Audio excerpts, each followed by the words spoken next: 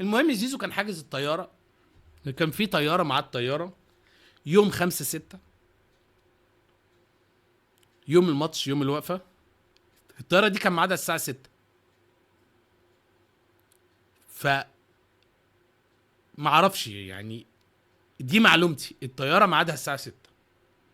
هل زيزو هيسافر الساعه 6 ولا غير الميعاد؟ ما هو هيسافر اخر يوم، يقول لك لو الزمالك ما حطوش في القايمه هيسافر. هل ده قانوني؟ يعني بالراحه كده، الزمالك مش هيحطه في القايمه، فكده زيزو قصاد الفيفا خلاص انا مش محطوط في القايمه، يعني النادي مش عاوزني اسافر بقى اتفسح اروح اجي، ما هو انا مش في القايمه، خد بالك لوائحيا انا مش في القايمه. فطيرت الساعه 6.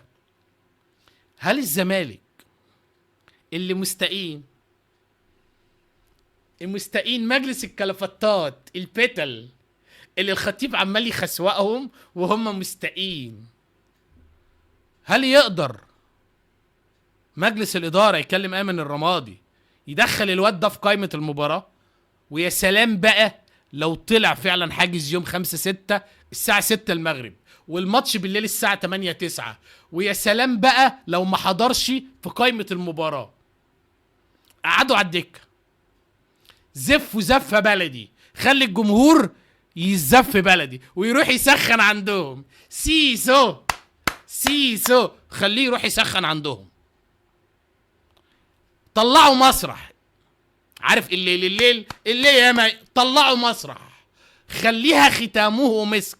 ده انا لو مسؤول في الزمالك اقسم بالله العلي العظيم لا الجمهور يجي لي عند بيتي ويقعد يقول محمد مصطفى ايه والله العظيم من اللي هعمله لهم. دخل زيزو قائمة الماتش عشان ما يسافرش، عشان يا اما تضيع عليه التذكرة ويضطر يغير الميعاد، ولو ما فيش بقى ميعاد يوم 6 يشوف يوم 7، تبقى انت كده ركبتوا الشلاحات. خليكوا صيع، خليكوا قرحين، يخرب بيت الشلل.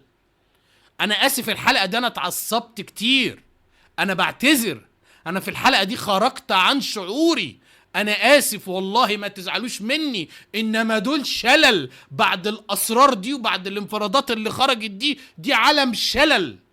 دخل زيزو القايمة ماتش الكاس عشان ما يسافرش،